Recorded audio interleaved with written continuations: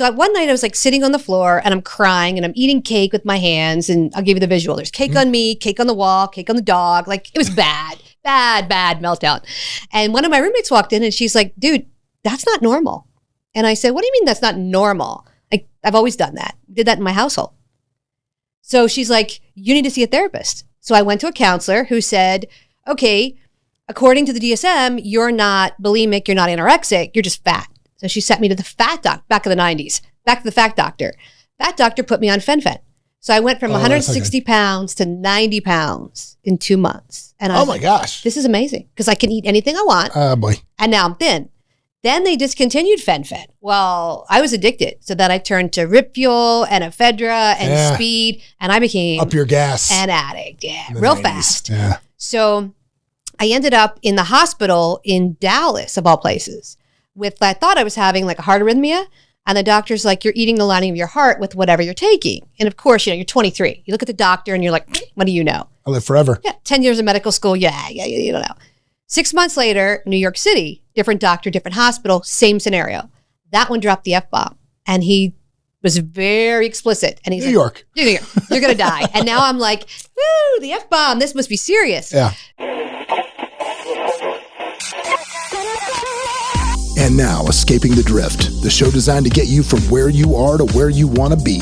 I'm John Gafford, and I have a knack for getting extraordinary achievers to drop their secrets to help you on a path to greatness. So stop drifting along, escape the drift, and it's time to start right now. Back again for another episode of Like It Says in the Opening, man, the podcast that gets you from where you are to where you want to go. And today in the studios, man, I got a rock star today for you guys. This person has been called the female Dr. Drew. She has been called the battery recharger. She is an expert in all things clinical psychology, neuroscience, cutting edge biohacking.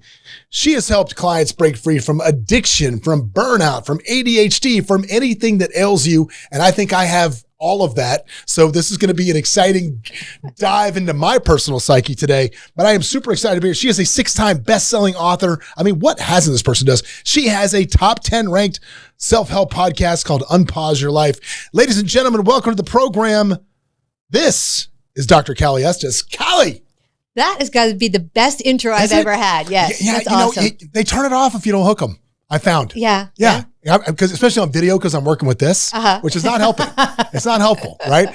So I got to have good looking guests like you to make things happen. So I want to dive right into this. Let's do it. Which is great. So what got you started in this field? I'll give you the short version. Yeah. So I wanted to be an FBI agent. That was my goal. Yeah. I was going to do that. Why? Just because I like to figure out why people do what they do. I'm fascinated by human behavior. Like someone will tell you, I want to do this, and then they do something else. And you're like, well, why did you do that? It doesn't make sense with what they tell you. So I always started profiling people as a young age, and I could kind of get it on the mark of what they would do. Thought I'd be really good at this as an FBI agent.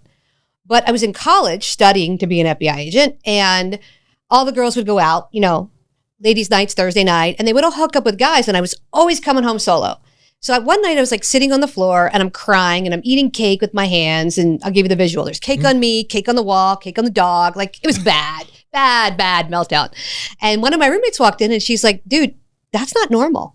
And I said, what do you mean that's not normal? Like I've always done that. Did that in my household. So she's like, you need to see a therapist. So I went to a counselor who said, okay, according to the DSM, you're not bulimic, you're not anorexic, you're just fat. So she sent me to the fat doc, back in the 90s, back to the fat doctor. That doctor put me on fen-phen. So I went from 160 pounds to 90 pounds in 2 months. And I was like, gosh, this is amazing because I can eat anything I want. Oh boy. And now I'm thin. Then they discontinued fen-phen. Well, I was addicted. So then I turned to Rip Fuel and ephedra and speed, and I became up your gas an addict. Yeah, real 90s. Fast. Yeah. So I ended up in the hospital in Dallas, of all places. I thought I was having like a heart arrhythmia, and the doctor's like, you're eating the lining of your heart with whatever you're taking. And of course, you're 23. You look at the doctor and you're like, what do you know? I live forever. Yeah, 10 years of medical school. Yeah, you don't know. 6 months later, New York City, different doctor, different hospital, same scenario. That one dropped the F-bomb. And he was very explicit. And he's New York. You're going to die. And now I'm like, woo, the F-bomb, this must be serious. Yeah. So that's when I said, okay, something's wrong. And I tried to get sober and I couldn't. I couldn't get off the stuff. And I didn't have money for rehab. I'm a broke college student. So a friend of mine dragged me to a yoga class, and I remember it was hot. I was uncomfortable. I couldn't touch my toes, and I'm complaining. And she's like, just shut the F up and do yoga. And at the end of the class, the instructor came over and he's like, I'm going to help you get sober. We're going to do it on a yoga mat. And I was like, okay. So I learned to deal with my trauma and my childhood crap on a yoga mat, and I got sober. And I was like, okay.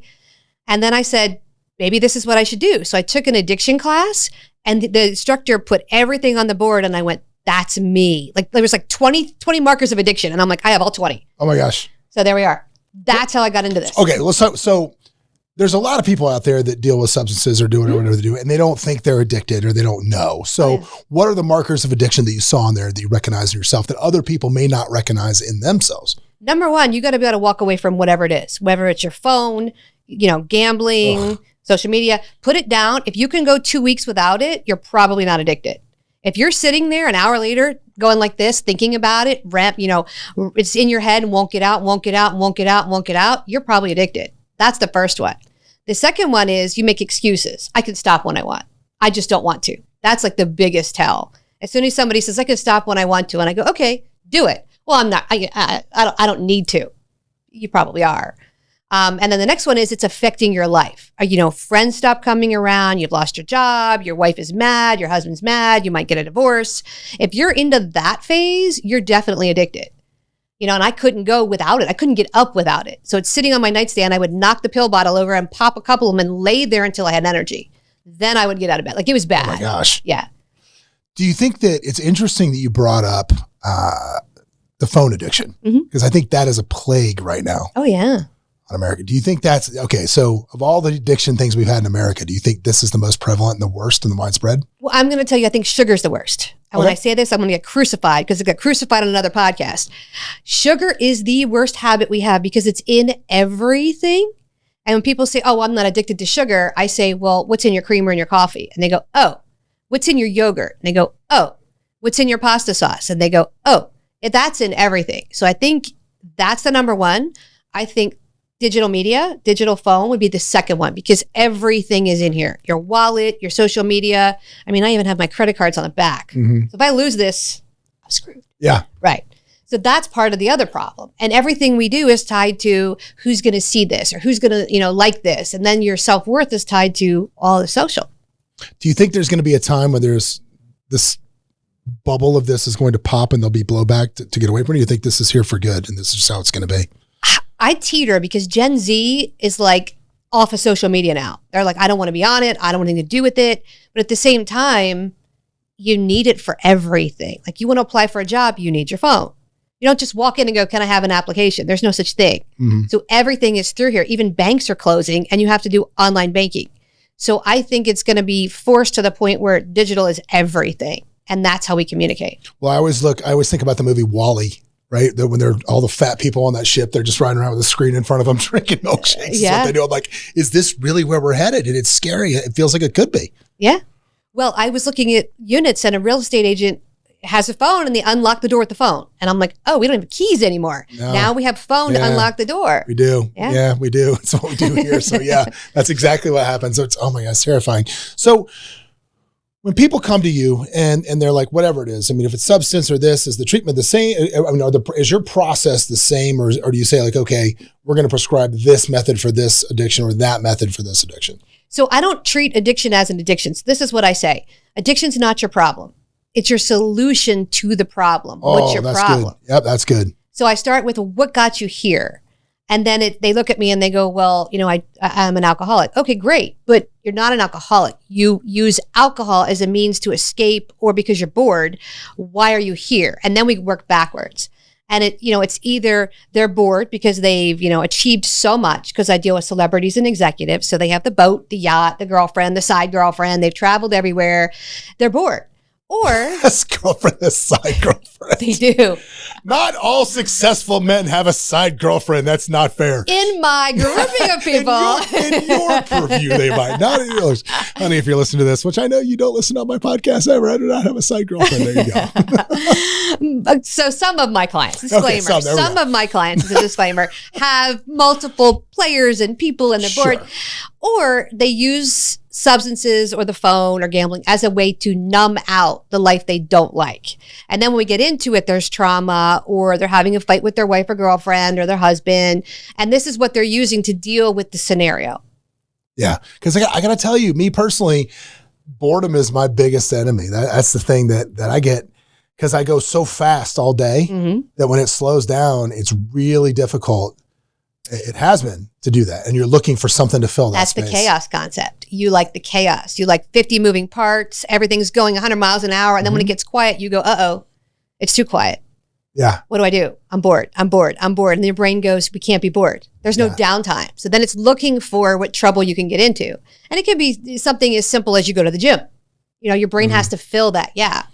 It's funny. You talk about that. I always, moments in my life, or my early life especially, before I kind of got a hold of things and achieved success. But when I was younger, I resonated a lot. There was a movie called Two for the Money, and it had Al Pacino in it about gambling. They were the guys that gave the picks. And there was one scene where they went to a Gamblers Anonymous meeting.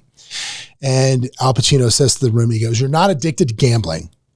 You're addicted to, because the only time you feel alive is when you've lost it all. You don't know how you're going to pay your bills, and you don't know how you're going to get out of this scrape that you put yourself into. That's the only time you feel alive. You're addicted to losing." And the first time I heard that, when I watched that movie, I was like, holy crap, that's me. That's kind of me, because winning, the perception of winning became getting out of whatever trouble I got myself into. It wasn't really leveling up or getting better.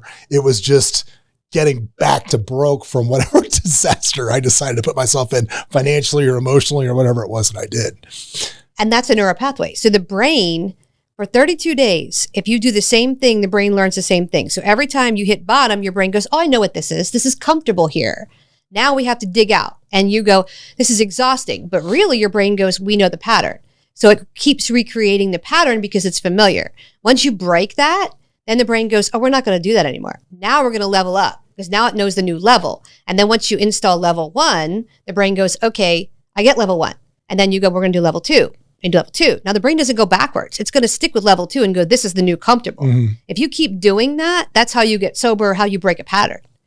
Yeah, I talk about that in my book, which is resetting your zero. Like everybody has, financially anyway, and I guess it's the same way emotionally. I talk about everybody has a definition of broke. And when I was 25, my definition of broke was literally going to the ATM, putting it in, and it's saying you don't have any money. That was broke. Or negative, worst case scenario, like negative 20 because you bounced a check. That was broke. Now my definition of broke is much, much different. It's like my bank accounts are, my active cash hits a certain level. I'm like, whoa, that's not good. So changing that zero, and I guess resetting your expectation for what you expect out of life on every level, is the same concept. Yes? Yeah, exactly. When people come to you, is it normally a rock bottom thing? Is it I don't feel like I'm getting the most out of life? Where are they traditionally? Because you deal with a lot of high level people. So celebrities and athletes, it's usually an agent that came and said, if you don't do X, you're cut from the team. Oh, wow. Or you're not going to be in this movie. So they're sitting on something big. So they have to make the change. They don't want to, but they have to. And then once I get them going and we get that 32 days under their belt, then they go, okay, I kind of like this. This is good. And then they start to see wins, and then they want to keep winning. Then they shift from that, I'm addicted to the negative, to I'm addicted to the positive. So it's usually that. With my executives, it's a big something on the line. A big deal fell through and they lost multi-million dollars, and they're going, okay, what's happening? Or a death in the family occurred, or the wife said, I'm leaving. If you don't do X, I'm out. And that's big part of what they do, or their public persona. They have to get sober.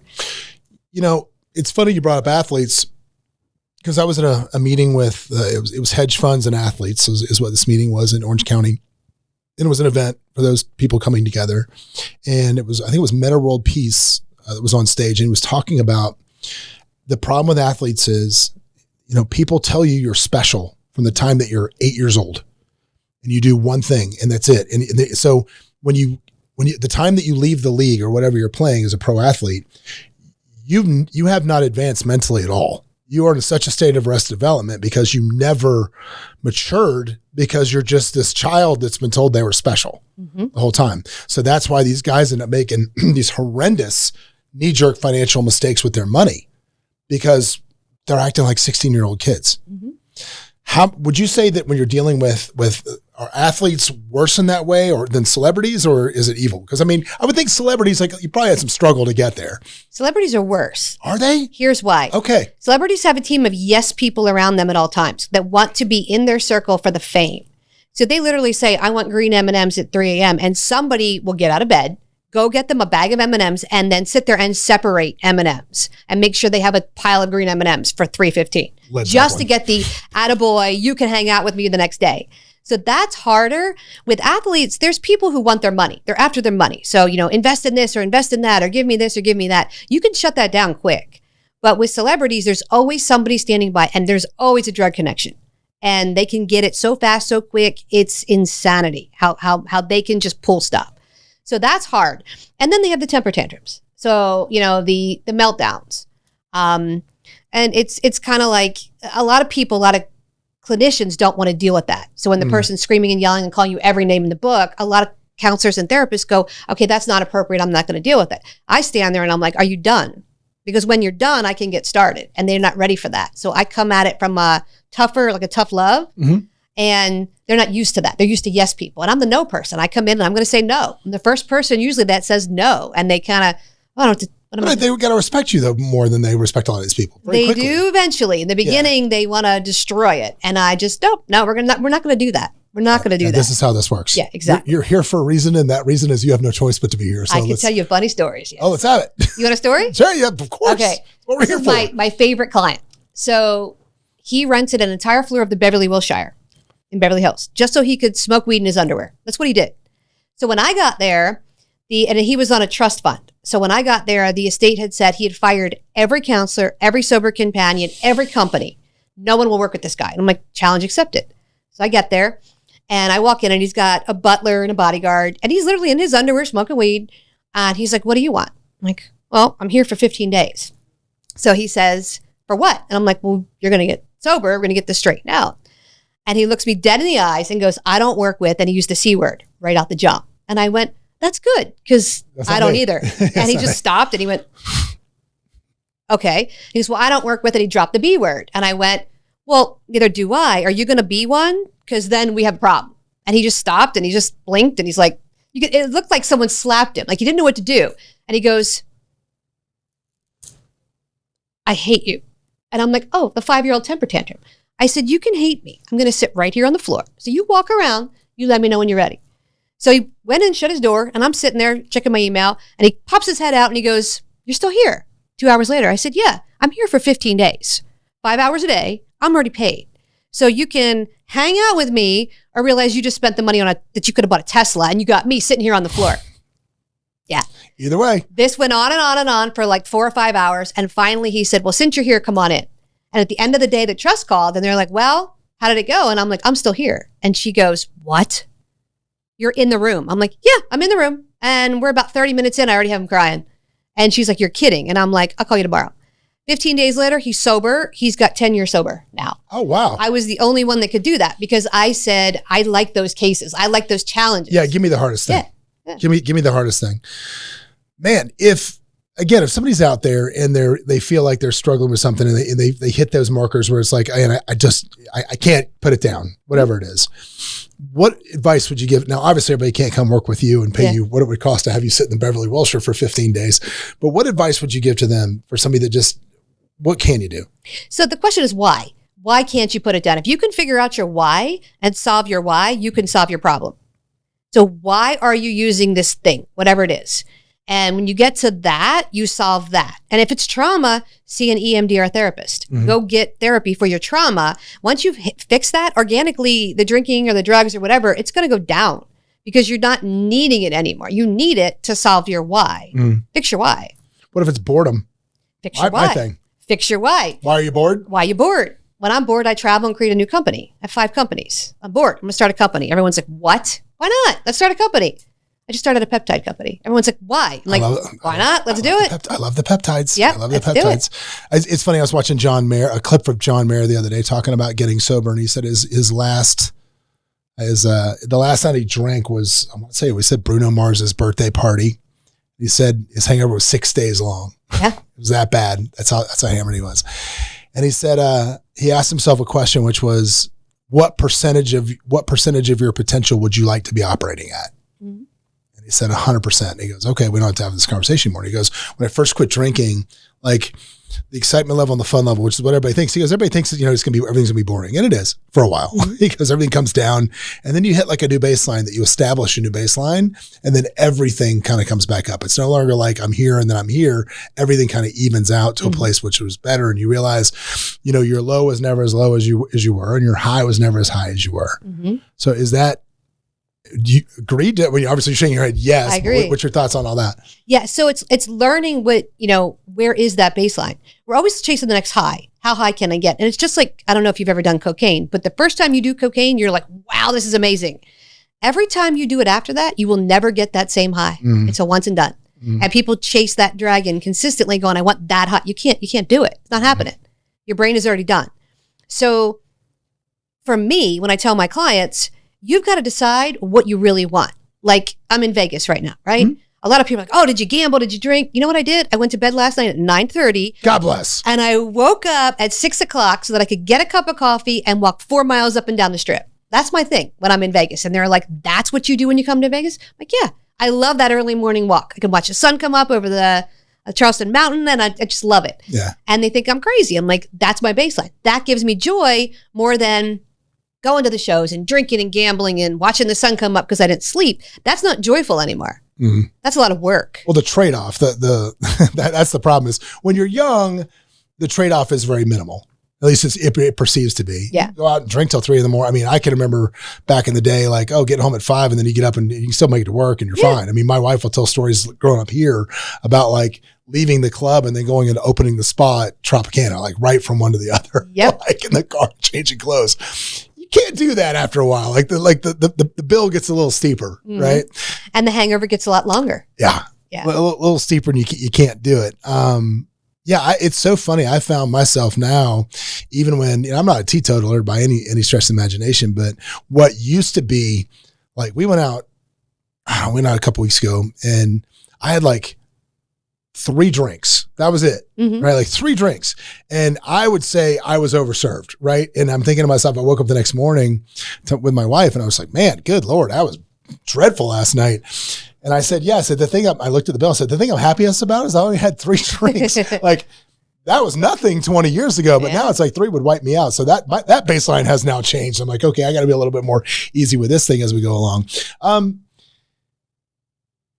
How do you go from starting out a practice like this? Because obviously, like here, my company here, we're a luxury real estate brokerage is what we do. So we deal with a lot of high net worth clients and a lot of high people as well. But my question is, anybody that has a business, I think, wants that clientele and wants to deal with those people. So how do you build a business worthy of getting that kind of notoriety that you become the go-to in that level of circle? So I started a nonprofit. That's where I started. And when I was, 25 maybe, I realized I couldn't pay my student loan, my car payment, and my rent payment in the same month as in working in a nonprofit. And I loved helping people, but I said, this is stupid. Why can't I get ahead? And I quit the industry. I started a fitness company and I scaled it from, I had $300 in my bank account and I was literally living in my car. I was homeless. And I said, I'm going to put this out. And in about 2.5 years, I made it into $4 million profit company. And I was like, I can do this. And the economic downturn of 2008 hit. I lost everything. I was homeless again. I'm like, okay, here we are. Back to the, I'm homeless. I've been here before. We'll do it again. So I started this company and I went, I'm going to merge what I know in the fitness company with this world and I'm going to scale it. And I'm only going to do the top 1% to 5% because I know my net worth. I know what I bring to the table. And I just did 10 years in nonprofit, working my ass off. So here we go. So I came into it that way. And I was doing a speech in West Palm Beach at the Breakers. I was actually speaking on coaching versus therapy. And a woman was in my room because she wanted to hear what I said. And afterwards, she walked up and she said, I want to hire you for my daughter. She didn't tell me who she was. I just said, okay. And I just bitballed prices out. And I just dumped a number out there figuring, we'll see what happens. And she took it. And I'm like, okay. And then she told me who her daughter was, and I was in the Hollywood Hills the next week. I was like, oh, wow. Like, okay, here we go. And then I was in. So once I did that and got her sober, then it was, here's a referral. Because I did it so differently, and I brought the whole team to the house. Mm-hmm. So it was a detox doc, a nurse, and then myself, and then a sober companion, and then a therapist. And we did what treatment couldn't do in 30 days. And as we started to do it and prove proof of concept, people went, there's something to this. Yeah. And then from there, it was just call Cali. And then I started a school. So I have the largest addiction school online in the world. We have as far as learning how to treat or learning how to do what we do. So we have 45 classes. So if somebody says, I want to be a sober companion or a counselor, they come to us and we train them. So we have 45 courses. We've trained 60,000 students. We've trained 400 rehabs. And we're in 40 countries. Oh, wow. So yeah, so that was the next piece of what I do is let's put that out there. Yeah, that's amazing. So now we can establish credibility. It seems like when you talk about substance abuse, it seems like drugs are just getting so much worse. Like this whole fentanyl thing, and you see these people just like looking like zombies and whatever they're doing laying on. I mean, Andy Dick yesterday, right? Yeah. Please call him. Good Lord, that dude needs some help. I saw that. He was all fentanyled out laying on the streets of like Hollywood yesterday. Yeah. I mean, and that stuff apparently isn't like everything. Like you can't buy any kind of illegal drug and not assume that it has that stuff in it, which is terrifying. For as me as a parent, like that's terrifying. It's in everything. Like when we were kids, like you could experiment, you could do things and blah, blah, blah. And it seemed like, okay, especially in Florida, you're like, okay, yeah, we can do some crazy shit. Yeah. No, you can't do that anymore because literally anything that you touch could kill you in any second. So with this stuff getting worse like this, do we need more people in that? Like what's the solution? Because obviously right now you got a serious like war on drugs going up in Venezuela with, boats getting blown up, which I totally support. I mean, fine. Yeah, you do that. You deserve to get blown up. I don't have any sympathy for you. But obviously, we've been trying to fight the war on drugs since the 80s, right? Reagan started the war on drugs. We haven't won yet. It's been 40, 50 years. So as somebody that sees this every day, what do you think if you had to pick a solution? Now, granted, I'm not trying to get you into a geopolitical conversation, but you obviously have got to have a good opinion about this. So I'm going to go a completely different direction on you. I love it. Okay. I think it has to start with education, but also what you put in your body. If you're eating garbage, you feel like garbage. If you feel like garbage, you're going to want to get high. It's pretty simple. So if you eat Burger King, I'm going to get sued one day by these companies. Burger King, Wendy's, McDonald's, all of it is absolute garbage. We're with Chili's on this podcast, so you can hate on Chili's if you like. You know what? Their food is horrible, by the way. Screw you, Chili's. So add that to the mix. You eat like that. You don't work out. You don't get any sun. You sit in a desk 8 hours a day or sit in a classroom 8 hours a day. What's happening is you're not operating at optimal level. If you're not operating at optimal level, you're going to want an escape. That's why you see people, they work all day and they say, well, it's 2:00. And they go, oh, it's 2:00. I'm here till 5. I'm going to have a candy bar or I'm going to get a Starbucks. And it's not they're not getting a coffee. They're getting to reward themselves to make it to 5:00.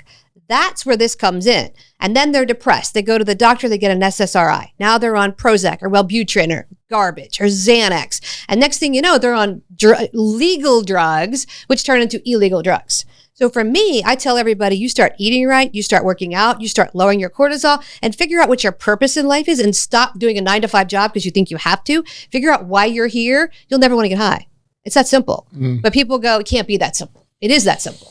So that's what I do with my clients. I take them out of their idea of what society says you should do and make it happen because the drugs aren't going to stop. The drugs are going to get worse. Yeah, I don't know how much worse they could get. Oh, it's going to get worse. Good Lord.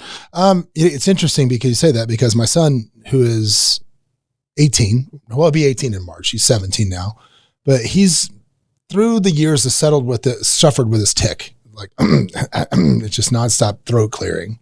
And so we finally were like, okay, listen, you're getting ready to go to college. Your roommate's going to kill you if you do this, right? We've got it. We got to get a handle on this through some sort of occupational therapy. We've got to figure out how you can get a hold of this. And one thing about Vegas is it's very limited with the healthcare that we have here. It's very limited. There's some great doctors here, but we just don't have enough for the amount of people we have, especially specialists that do really specialized things.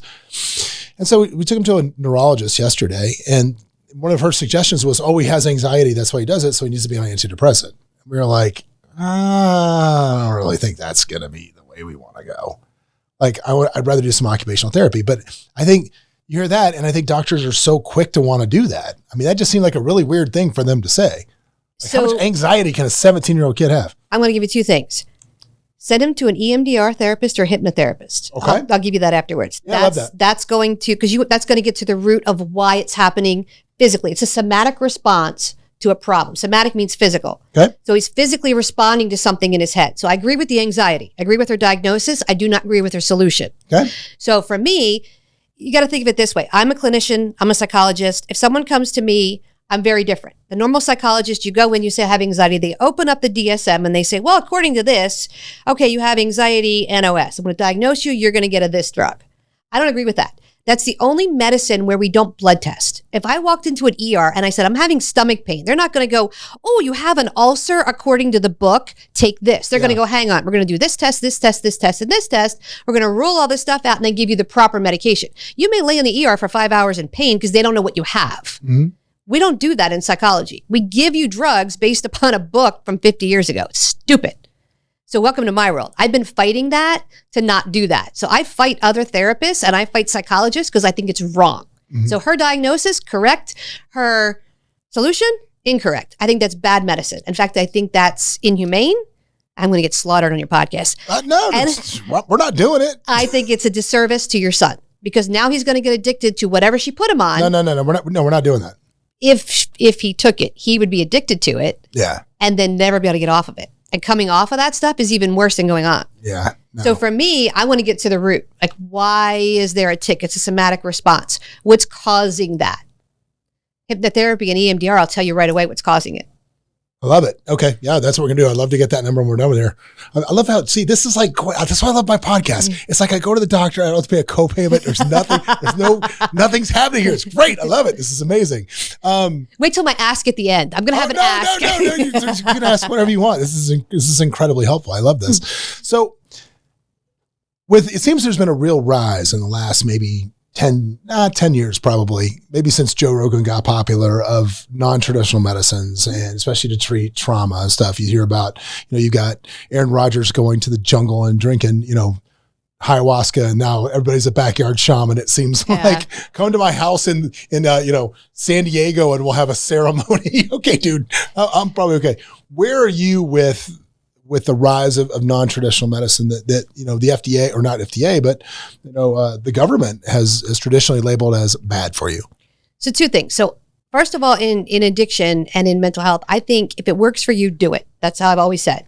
If you try something outside the box and it worked, then that works for you, and run with whatever that is for you. Now, if you become addicted to the thing that's supposed to solve your problem, then that didn't solve your problem. You just traded addictions. So we have that. Yeah. But you have to think of this too. The FDA. Well, it's like, what was that movie, The Royal Tenenbaums, where she was on the gut? She started smoking cigarettes to get off the nicotine gum. That's trading one addiction for another right there.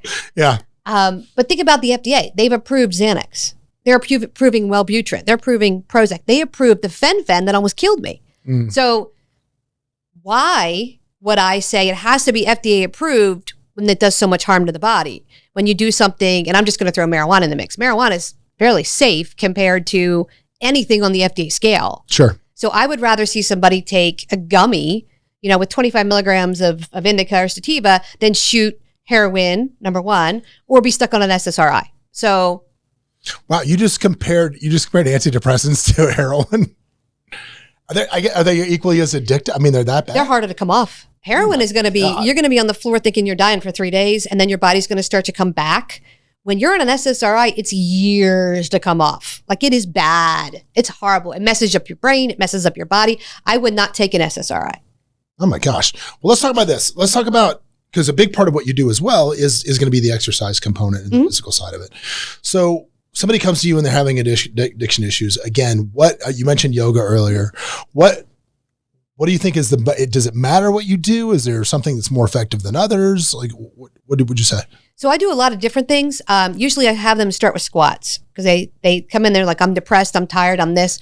And I have them do 50 squats and they go, oh my goodness, I feel amazing. Because the dopamine just shot into their brain. So it's all about dopamine leveling out. So exercise is huge. They have to get into some program. They come off sugar with me. They come off white flour with me. So when they come in, I tell them, this is what we're going to do. And they kind of like, I don't know. I'm like, trust me, if you're going to get rid of it, of all the substances, let's just do it all. You're going to feel like crap for 2 weeks, and then you're going to feel amazing. Mm-hmm. So I take the sugar out of the diet. So we have nutritionists, we have an exercise person, all of this stuff. And they start to feel better. When you feel better, you don't want to get high. It's pretty simple. If you feel great and you're going to the gym every day and your friends call and say, hey, we're going to go get drunk tonight. You're going to go, oh, I worked out. I feel good. I'll have 1 with you or 2 with you or 3 with you. Yeah. But I'm not going to be up all night drinking with you because I know how I'm going to feel tomorrow. Well, it's funny you mentioned that, because for me, it's like, sleep is the number one driver for everything. Like everything is driven by sleep. If I'm sleeping good, I'm happy, I'm good. If I'm not sleeping, nobody's happy. And I find, we talked about it before we went on the air, my biggest issue is, I'll go to bed I gotta go to bed late. I go to bed early, like 9:30 is what time I normally go to bed. And then 4 a.m. I wake up and like the circus is on. 3:30 I wake up, the circus is going. And it's not like regrets from my life and all of these past traumas that I'm reliving. It's, okay, I got to start working on this and I got to get that done. And then this person could probably do this. And we got to, man, I should probably really move that over here. And I got to call that guy because I haven't called him. I'm going to give you a solution to this. Please. Okay. Before you go to bed, you're going to do this. And when you first wake up, you're going to do this. This is called a brain dump. This is what I'm known for. I do it. How do you do it? I have my list on my phone and I literally write, I have a to-do list. No? Okay. Think of your solution. You're going to set your alarm for 5 minutes on your phone. Okay. And you're going to hit the record button and you're going to talk for 5 minutes because when you write, it slows things down. You're going to talk. Okay, I have to do this. I have to do this. I have to do this. Oh yeah, I have to do that. And you're going to keep going. What's going to happen is one of two things. You're going to keep talking and that alarm will go off. You set it for another 5 minutes and you talk another 5 minutes. Or the alarm will go, or you'll sit there and go, okay, I'm out of stuff. And you've got like 4 minutes left. Or 3 minutes left, or 2 minutes left. Your goal is to fill that 5 minutes of all the stuff in your head. You do it right before you go to bed on your phone. And then the first thing when you wake up, you do it again. Same exact scenario. So now, disclaimer, don't wake your wife up in bed doing this. Go in the other room. I go to bed before she does. I go to bed before she does. I get up before she does. Okay. So try that. Try it with the verbal and not the writing. Because things are different when you write. And if you're gonna write, don't type it. Take pen and paper. Your brain thinks differently on pen and paper because it crosses in the middle as opposed to typing. Typing does something different. Okay, because I have what I've traditionally done up until tonight, when I'll change to your method because I'm going to take your word for it. It's better than mine. But what I've traditionally done is literally I just have a to-do app that I use, and I just put as many to-dos in as I can. Like everything I could possibly want to do, I'll just do it. See how fast your brain is though? So it takes you longer to type. Your brain is already 5 things ahead. Yeah, it is. Okay, that's why you're going to talk because you're going to keep up with your brain. So the brain thinks 400 words per minute on the average brain. Yours is going to be higher. The mouth speaks 200. So your brain is still going to go faster than your word. You can't type that fast. It's not possible. So do it verbally and just keep going. Just spitball it out, spitball it out, spitball it out until it's done. Until you sit there and go, okay, I think I got everything. I think I got it all out. Yeah. Let me ask you this. So we talked about it. Obviously, we talked a lot about addiction from a first person standpoint, right? The person's having it. The family members or people that are also affected by this directly, they're there.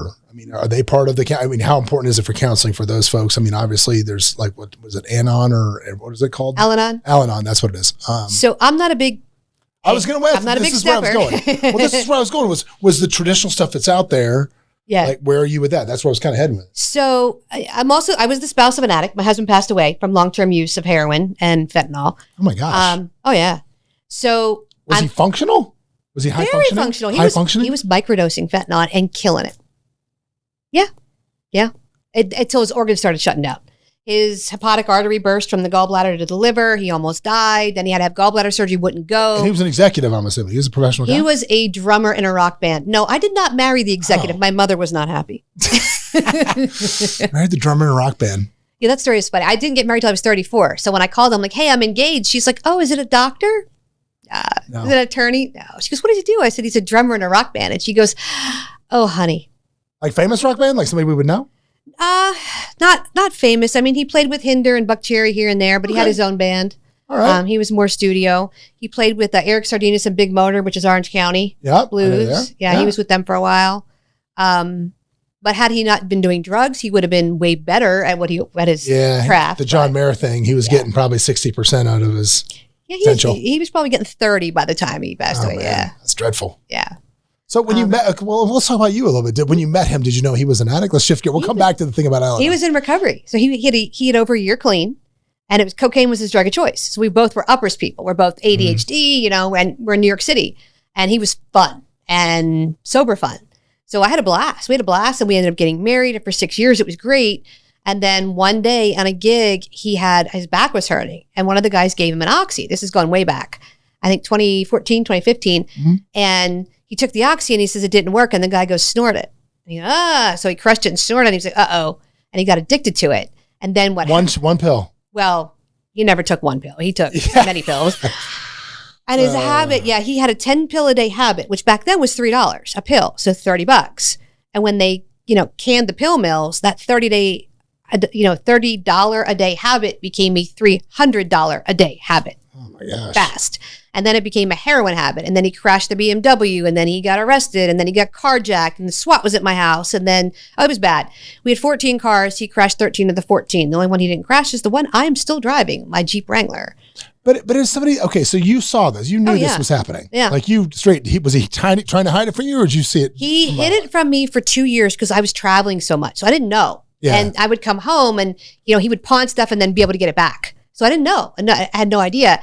And then things started to happen, and I took him on a trip, and he detoxed on the trip. And that's how I knew. I'm like, you're addicted to opiates. So then it became, we're going to get you sober. And then he would get like a pocket of sobriety, a year here, a year there. And then his dad died. And it was like, that started up again. And then he got that year sober again. And we'd be going, back to normal. And then something else would trigger. He got kicked off the tour with Eric Sardinas. Mm-hmm. So then after that, it was like, okay, new trigger. And then another year, and then he'd get another year sober. So he was getting pockets of sobriety, but then he would go backwards. And then COVID hit. Band fell apart. He had nowhere to go. It was constant use. And I said, I want a divorce, and he wouldn't sign. And then the court shut down. He's like, well, you can't get one anyway. And the state of Florida, then it was, well, you're going to get half of everything. And I'm like, you'll overdose. If you get half of everything, you'll be dead in 2 days. Yeah. So then it was like, well, what do I do? There's that moral dilemma. So I kept him on a short leash, and I said, all right, you live here, I'll live there. And you have a very small allowance. You have food and rent paid for. Stipend, yeah. That's it. I'm not giving you cash. And he would always find cash. I don't know how he did it. I didn't want to know. But at that point, I was like, I just want out. I'm done. And then actually the day he died, I finally told him, I'm like, you can have everything. I'm walking. You can have all of it. I don't care. And you're talking 5 cars, a beach house, a tour bus. And he's like, all of it? I'm like, you can have it all. Even the bank account. I'm done. I can't with this anymore. I'll start over. No problem. Tomorrow. Right. And he finally said, I'll sign your paperwork. And I was like, okay. And then he went to visit a friend in Naples, which is 5 hours away, because I was in Hutchinson Island.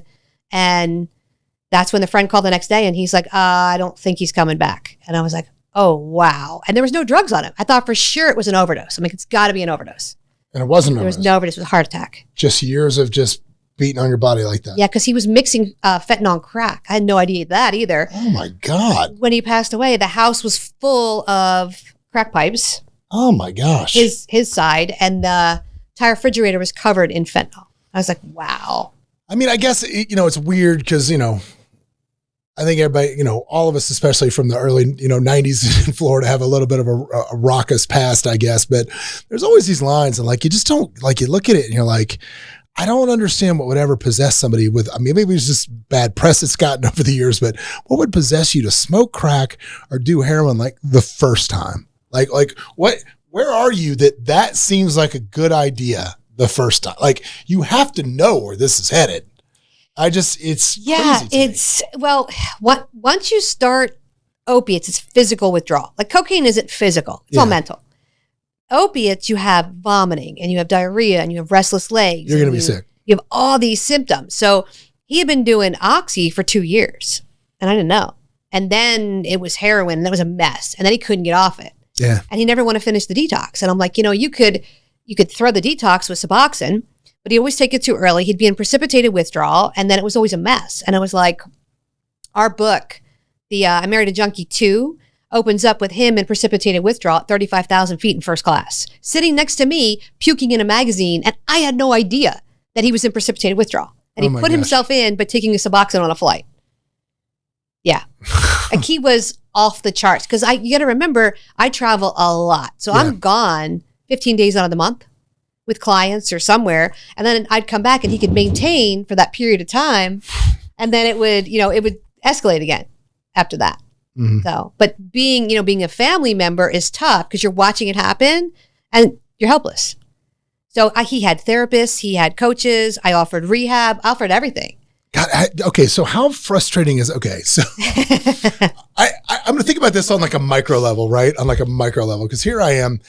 I just wrote a book on how to take accountability and goal setting and all this stuff and how to take control of your life. Yeah. And when my kids do the dumbest stuff, I have teen kids, and when they're acting dumb, I look at myself in the mirror and I go, I wrote this book to save people and I can't even get my damn kids to do so. Like I can't, like I'm looking at myself like you're a fraud because you can't even get your damn children to do what they're supposed to do. Like, who are you to tell these people? Like, was that a shot to your ego when you're like, here I am? No. And let me tell you why. Okay, cool. Yeah, let me have it. Make me feel better about my life. You're too close to the situation. The kids look at you as dad, come on. And he looked at me like you're the wife. Not you're the expert in this. You're my wife. Yeah. So the kids are looking at you like, that's dad. Dad, what does dad know? Because think about it. When you were a teenager, you went, psst, okay. Yeah. Right. Yeah. But if you had an expert come in and go, wait a minute, this is what you need to do, they might go, and then they might try it. So that's why I brought in, the experts. I brought in other people. He had coaches and therapists and he didn't listen to them. And I'm like, I got nothing. If you're not going to listen to them and you're not going to listen to me, what am I supposed to do? I'm out of options. Yeah. And that's the hard thing with addiction is you can lead the horse to water, but you can't make it drink. And you could say, hey, this is what's going to happen. You're going to end up. And then when his artery burst in July, I said to him, I'm like, if you don't stop using, you will die. This is where we are. You're going to die. And he was like, I'm invincible. His whole thing was, it's been a good run. He would always say, it's been a good run. And I'm like, do you really not care if you die? And he's like, I'll never die. Because he always got so close. He had so many overdoses. He had 5 overdoses. Oh my gosh. And all the car crashes. And he never went to jail. He went to jail before me, but like not for, like he was driving in the BMW in Miami of all places. And he nods out at a red light and he's got baggies everywhere, heroin baggies. And the cop, he says to the cop, oh, I have low blood pressure. And the cop sent him on his merry way. And I'm like, why can't somebody arrest him? Slow him down. And in Miami. Yeah, Miami was bad. So I moved us out of Miami. And he would just go back to Miami when I wasn't there. And I'm like, all right, I'm done. Like, there's only so much you can do before you go, I can't with the crazy anymore. Yeah, I'm finished. Yeah. All right, well, let's shift back to talking about traditional health. Like we talked about Al-Anon and the traditional 12-step programs. I mean, what's broken in those programs? Here's how I see them. And I know I'm going to get slaughtered. Most of those programs are people sitting around complaining about their lives. Now, why they're doing that, they're saying, nobody should, you should always be sober and you have to complete 100% abstinence. You can never have another drink or drug.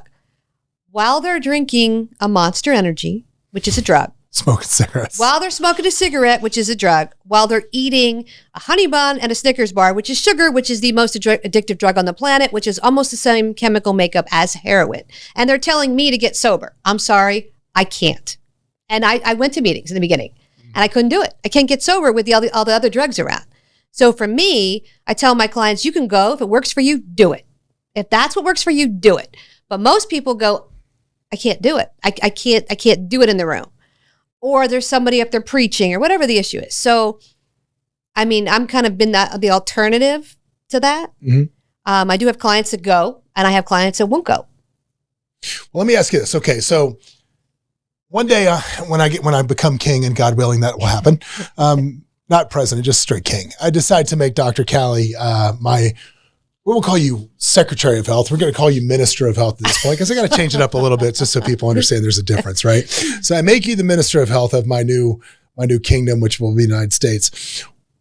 I think I know a little bit about what you're talking about. So what would you do? And do you think our current health secretary is doing a good job? I am not going to answer things on the grounds that it's going to incriminate me. I think. Wait, about my new regime or about our current situation? In the current system, I think there are great things about our current system. I think there's some pitfalls. For me, the first thing I would outlaw that I do not like is that you can buy over-the-counter drugs in a gas station that these kids are taking and they're getting addicted to. Kava or something? What is it? The Kava's there and they... There's a new one I just read about. It's like, as a parent, you just got to constantly read about this stuff. That's the first thing I would outlaw is when you go to a gas station or little Punjabi place or bodega, there are no over-the-counter drugs like that for teens. They're behind the counter. You're 21. You want to take this stuff? Take it. Yeah. But these kids are taking way too much stuff. So that's the first thing I would do. The second thing I would do is get rid of, I'm going to get crucified, get rid of sugar. White sugar needs to go. So when you walk into like a gas station, it's junk.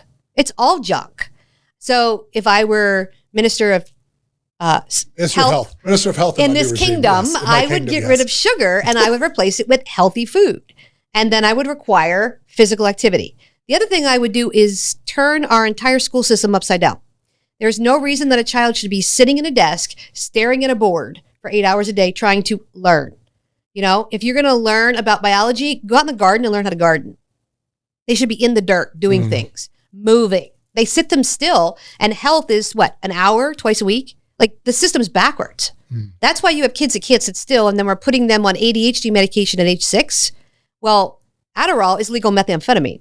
Yeah. Now they're addicted to meth. And by the time I get them at 18, when the doctor goes, well, you're 18 now, we're going to discontinue your drug. I'm like, well, you can't do that. They're brain formed on that.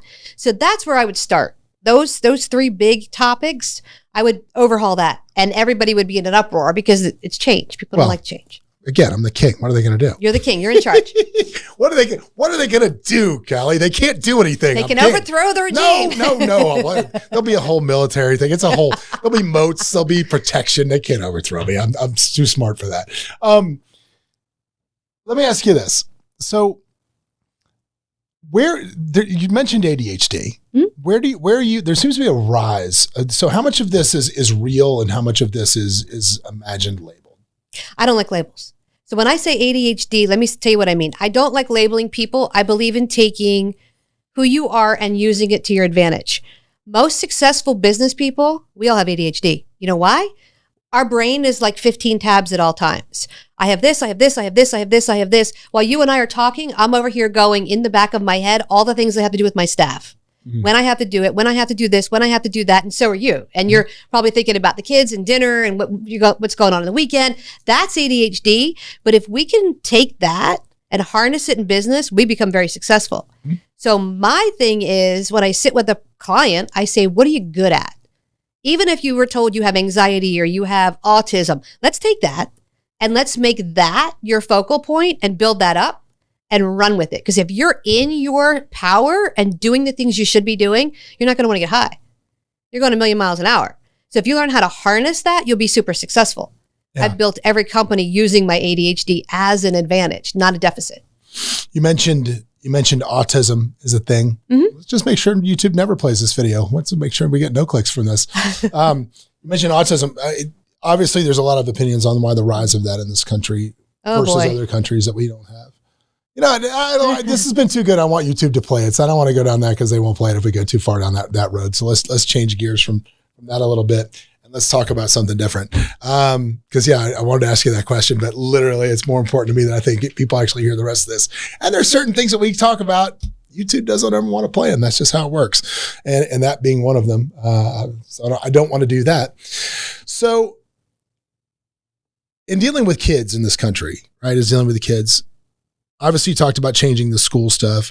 I remember, like, when I was a kid, they had, like, the presidential, like, fitness award and all the stuff. We were going to do that.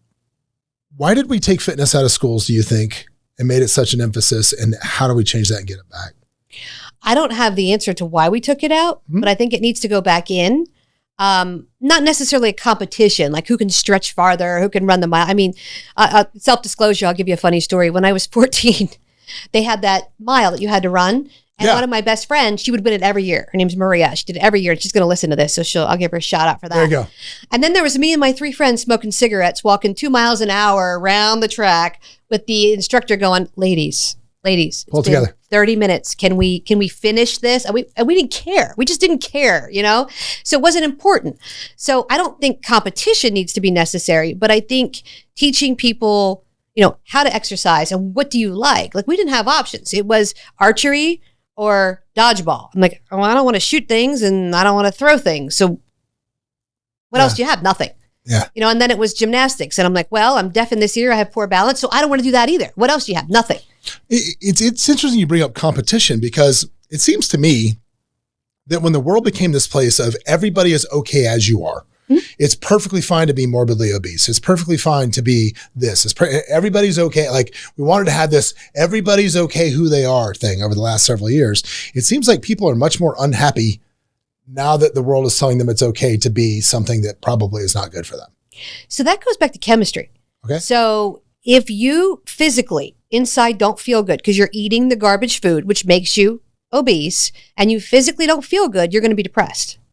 So when you're eating that fast food again, there are chemicals in there that cause depression, that cause you to want to eat more, which causes you to be more depressed. I mean, McDonald's even came out and said it. And people are just like, well, I'm just going to have that. And they keep doing it.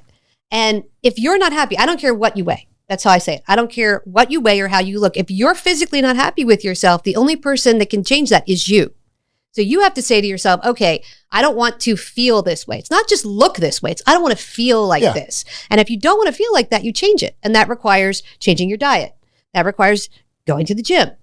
I just have a friend that just had gallbladder surgery. And she said to me last night, she goes, where are you? And I said, I'm at a steakhouse. I just got in from a flight. She goes, what do you eat? And I sent her a picture. I had a side salad and a ribeye. And she goes, where's your potato? I said, I'm not having one. She goes, where's your bread? I said, I'm not having one. She goes, where's the dessert? I said, I'm not having one. She goes, oh my God, where's your food? I'm like, that is my food. And I had to explain to her how the body works. And she's like, well, I don't want that. I want to have potatoes. And I'm like, they're not good for you. Then you're going to get the result of what happens. Right. And I'm explaining this to her. And she's like, is that why I don't feel good when I eat them? Like, well, how do you feel? She says, I'm depressed. I'm like, turn to sugar. Yes.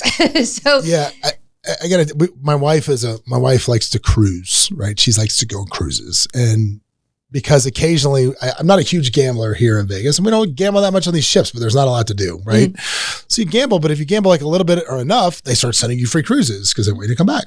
So my wife does not have the ability to say no to the free cruise. She does not have that ability. So we went on a cruise last week. I gotta tell you, you sit on these cruises and it's such a microcosm like mixture of America on these cruise ships, right? But you just watch these people in the buffet in there with the unlimited food and the unlimited frozen drinks and the unlimited everything and just watch them just gorge themselves. And I'm like, dude, how... it freaks me out. I mean, if that makes me a bad person, I'm sorry, but it does. It's very, that imagery to me is kind of upsetting. I don't know why, but it's just like, bro, it's like, I guess it's because I'm very hyper cognizant of how much time you have on this earth. And I'm like, why would you cut it short deliberately by doing this to yourself? It's not good for you. And then these same people are like smoking cigarettes on the deck. You're like, what are you doing? Mm-hmm. And it's such an epidemic in this country. And I don't know how we change that. Well, it starts with stress level. That's the first thing. And when people go on a cruise, they go, I'm going to get my money's worth. So you have that issue too. I'm going to get my money's worth. I'm going to eat as much as I can. I'm going to drink as much as I can. So it's like, well, are you really getting your money's worth? You're hurting yourself to do what? Yeah. Equate to the $500 you spent or whatever it is. I don't know. I don't cruise. Yeah, I'm not a cruiser. Yeah. I can't sit still long enough. You're not missing much. You're not missing much. Yeah. My goal when I get on a cruise ship, I have one goal always. I want to get off weighing less than I get on. Oh, okay. That's always my goal. I'm like, I'm going to get off this boat weighing less than I get on. That's my game for myself. Now, I'm not trying to get my money's worth. I'm trying to like escape the evil buffet. Yeah. That's what I'm trying to do. That's my goal. Do you think what's worse in America right now? What people are putting in their heads or what they're putting in their mouths? I think it's all connected. I think what your mindset is changes what you do, and what you do changes your mindset. So if I sit here and say, okay, I'm going to be healthy and I focus on that, I'll eat correctly. But if I sit here and go, you know what, I'm going to have a cheat day and that turns into 2 cheat days, it's mindset. Mindset is everything. And a lot of people don't realize your mindset creates your reality. So what I think is what happens. So if I wake up, I'll give you an example outside of food. Mm-hmm. If you wake up and you're late, what happens? Oh my God, I'm late. You panic, you're frustrated, you're angry. Everything starts to go wrong. The ball starts to roll, yeah. You can't find your shoes. You can't find your keys. You go to walk out the door. Your jacket gets caught on the doorknob. You get in the car and there's always traffic when you're late. Why is that? You can go to work every day and sail.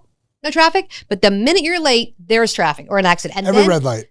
Yes. And then you get to work and you walk in and the person says, good morning. And what do? Oh my God, it's not a good morning. And you spew onto them what a horrible day you had. Now they've got all this negative energy. Now they've picked up your mindset. Mm-hmm. Now you have 2 people that are angry. By the end of the day or midday, everyone in that office has an issue. And now you're all going, you know what? We need something. Let's go get a Starbucks, or let's go get a donut, or let's go get something to change the morale, right? This is how it starts. And it's not just an escape. Food is an escape. Food is also a celebration. Think about it. When you have a birthday party, what's the focal point of the party? When you have a birthday party? Mm-hmm. The focal point is the person whose birthday it is. No, it isn't. What is the focal point of a birthday party? The cake. The cake. What's the focal point of a wedding? The cake. What's the focal point of a divorce if you're a girl? The cake. Is there a cake? Do you have a cake party? We have a cake in the shape of a man's. Oh, do you really? Oh yeah. We're wicked. I don't get invited to a lot of those. As a matter of fact, never been invited to one, so you can see my lack of knowledge in this subject. You're not missing anything. No, you're not missing. Okay, fair. But it's always cake, right? So it's a celebration and it's also an escape. So food is always either we're celebrating or we're escaping, and we use food to do it. But it's never like, let's have broccoli. No, it's let's have sugar every time, or caffeine. Just a little treat. A little treat. And then what happens, right? Think about, I know you're not a girl, but ask your wife for validation. Okay. When the girls go out and have dinner, at the end of dinner, there'll be one girl who goes, who wants dessert, like clockwork. And there'll be one girl who goes, it's Pam. I'm not having it. It's going to be Pam. Yeah, I'm not having it. And then the other girl goes, we'll just split it. So they get one piece and they split. There's no splitting, because as soon as they all go home, they are all stopping at Starbucks. Because the ball is rolling. Oh, they're going to get Ben and Jerry's and they're going to get cake because they had a little piece. They had a little bit and now they want more. That's what happens. They got a little hit. Yeah. And then there's me going, I don't want it. And then I'll get a cappuccino or I'll get a tea. I find myself in my house, like you get on social media and the dopamine starts going and then you're like, maybe I'll just get a little pretzel bite, or maybe I'll just get this, or I'll just get a little, it's like, you start picking, right? Yeah. Because the one thing feeds the other. The dopamine hits from the phone, then turns into the dopamine hits of I'll just grab something from here. And yeah, that's the problem. Now try this. When you're on the phone and the dopamine hits and you go, ooh, I'm going to get a little pretzel, do 50 squats before you get the food.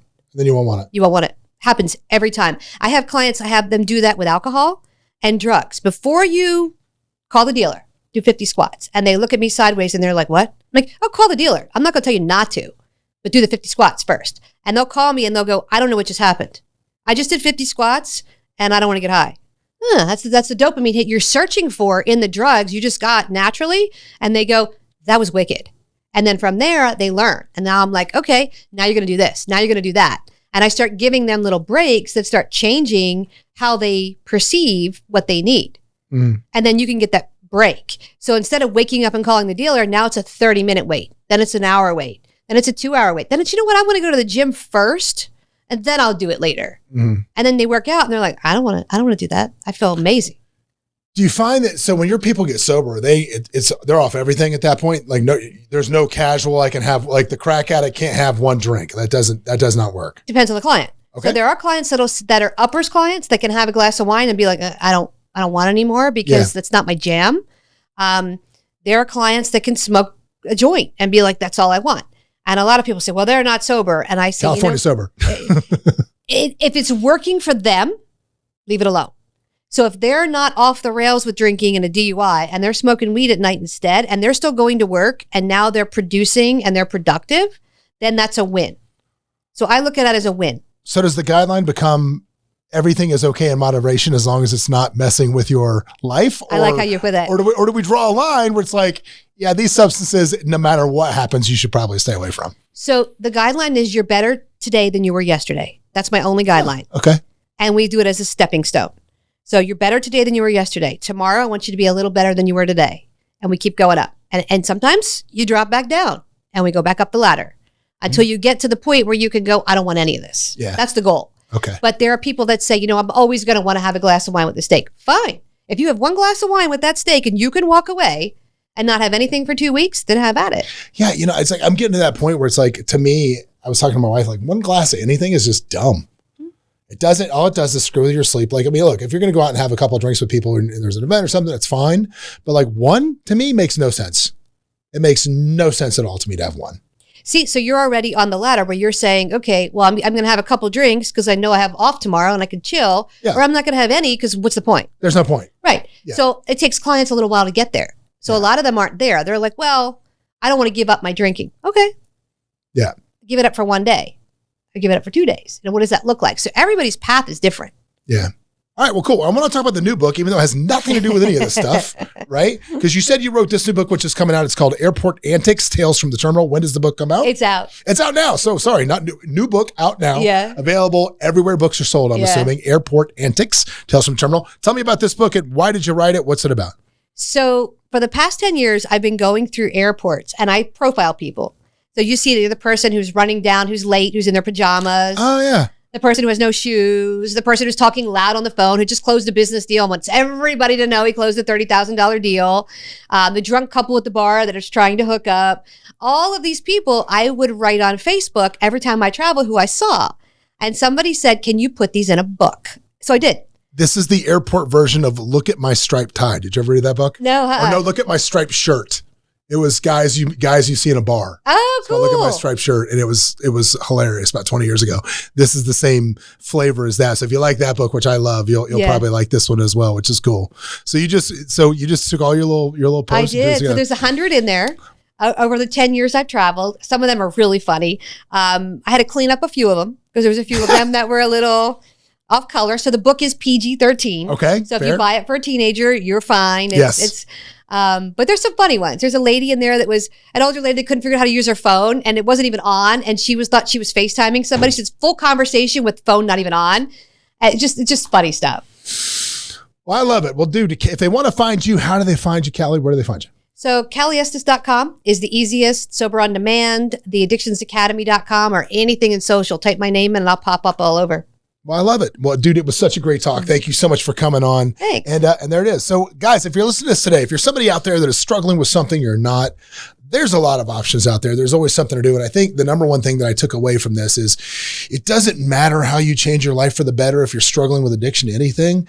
It's just whatever works for you that gets it done. So if you're struggling out there, you're somebody that wants to just change your life for the better, just take action. Because I think that's really the first step in anything. We'll see you next week. What's up, everybody? Thanks for joining us for another episode of Escaping the Drift. Hope you got a bunch out of it, or at least as much as I did out of it. Anyway, if you want to learn more about the show, you can always go over to escapingthedrift.com. You can join our mailing list. But do me a favor, if you wouldn't mind, throw up that 5-star review, give us a share, do something, man. We're here for you. Hopefully you'll be here for us. But anyway, in the meantime, we will see you at the next episode.